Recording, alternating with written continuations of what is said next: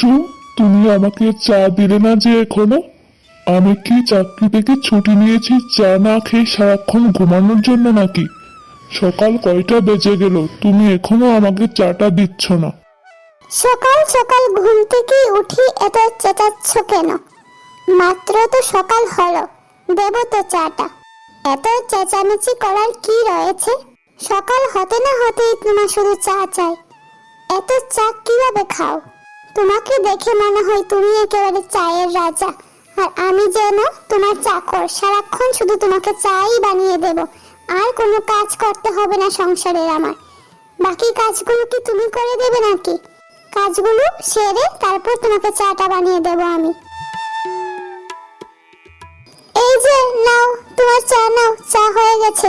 চাটা খেয়ে আমাকে উদ্ধার করো এখন।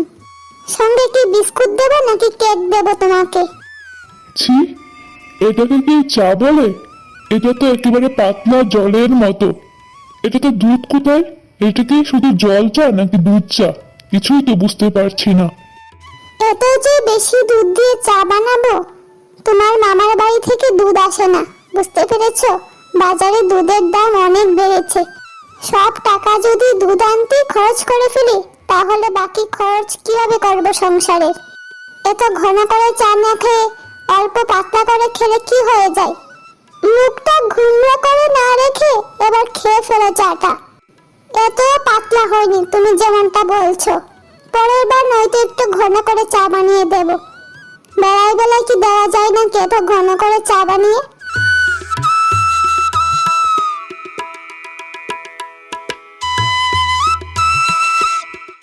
গণেশ চায়ের কাপ নিয়ে বারান্দায় বসে এবং মুখটা ঘুমরা করে রাখে, আর কুসুম মুখে গামছা চেপে পুকুরে চলে যায়, ভাজা মাছের মতো ফুলে আছে রেগে।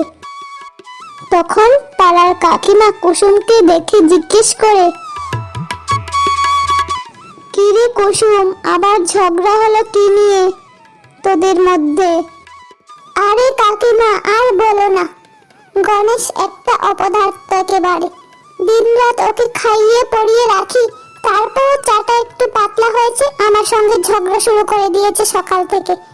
চা তো একটু পাতলা হতেই পারে, এ নিয়ে কি বারবার ঝগড়া করতে হয় নাকি? বলো তো তুমি। আরে এসব মাঝে মধ্যে ঝগড়া না হলে ভালোবাসা টিকে না রে। তুই তো জানিস কিছু হবে না, এই টুকটাক হতেই পারে সংসারের মধ্যে। এ নিয়ে আর ঝামেলা বাড়াস না, যা হয়েছে ছাড়।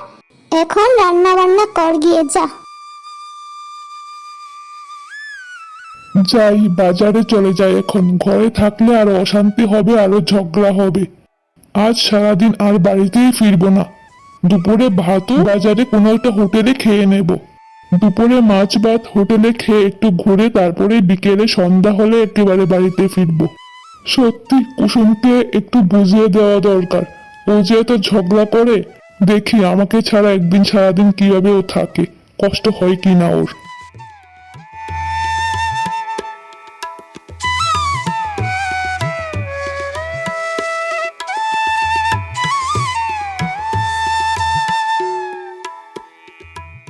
সারাদিন গড়িয়ে সন্ধ্যা হয়ে গেল, ও এখনো বাড়িতে ফিরছে না।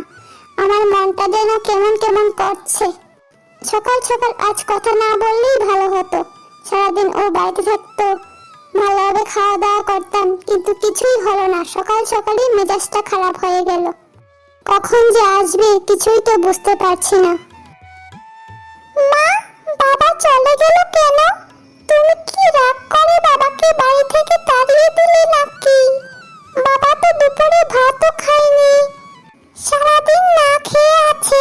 বাবার মনে হয় অনেক খিদে পেয়েছে। আসছে না কেন মা? কখন আসবে বাবা বাড়িতে? আরে না রে পাগলি, আমি তো ঝগড়া করিনি, কিন্তু তোর বাবা তো বুঝতে পারে না, মনে করে আমি শুধু ওর সঙ্গে ঝগড়াই করি। একটু জোরে কথা বলি ও রেগে যায়, ভাবে আমি ওর সঙ্গে শুধু ঝগড়া করার জন্য বসে আছি। ও বুঝতে চায় না আমাকে একদম। ওকে আমি কতটা ভালোবাসি ও বুঝতেই পারে না। কি করবে বলতো? তুই দুষ্টামি করলে তোকেও তো আমি বকা দেই। এর জন্য কি আমি তোকে ভালোবাসি না বলতো? এরকম তো একদমই না।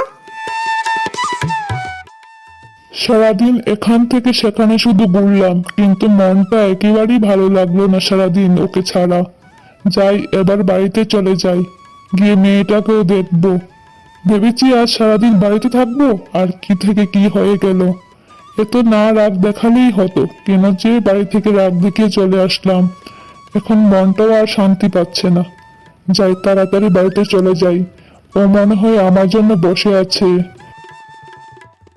কি গো, তুমি চুপ করে বসে আছো কেন? তোমার কি মন খারাপ হয়েছে নাকি? কথা বলছো না কেন তুমি আমার সঙ্গে? বাবা, মা খুব রাগ করেছে। তুমি সকাল থেকে কোথায় চলে গেছো? মা তো অনেক টেনশন করছে। তুমি আসছো না, এতক্ষণ হয়ে গেছে, সন্ধ্যা হয়ে গেছে। এতক্ষণে তোমার আসার মন হয়েছে বাড়িতে। আমি সারাদিন অপেক্ষা করে বসে আছি। তোমার কি একটু চিন্তা হয় না নাকি আমার জন্য? সারাদিন আমি ভাতও খাইনি, তুমি খাওনি বলে। কেন এরকম করলে তুমি আমার সঙ্গে? কুসুম, আমার ভুল হয়ে গেছে। আমি আর এরকম করব না। আমি বাড়ি থেকে চলে গেছি ঠিকই, কিন্তু আমারও মনটা শান্তি লাগেনি। অনেক মন খারাপ করেছে, তাই এখন বুঝতে পেরে তাড়াতাড়ি বাড়িতে চলে এসেছি। তুমি আমাকে ক্ষমা করে দিও। আমি আর এরকম করব না তোমার সঙ্গে ঝগড়া। কুসুম, আর একটু চা হবে নাকি? তোমার চা ছাড়া যে দিনটাই মাটি হয়ে যায়। আচ্ছা মহারাজ, চাটা কি ঘন করে দেব নাকি পাতলা করে দেব? বলুন তো কিরকম চা চাই আপনার? আপনি আজকে যেরকম চা চাইবেন সেরকমই আমি বানিয়ে দেব। তোমার যেটা মন চাই সেইটাই দাও। তুমি যেটা দেবে আমি সেটা ভালোবেসে খেয়ে নেব। আর কোনো কথাই বাড়াবো না আজ। আজ অনেক ঝগড়া হয়েছে।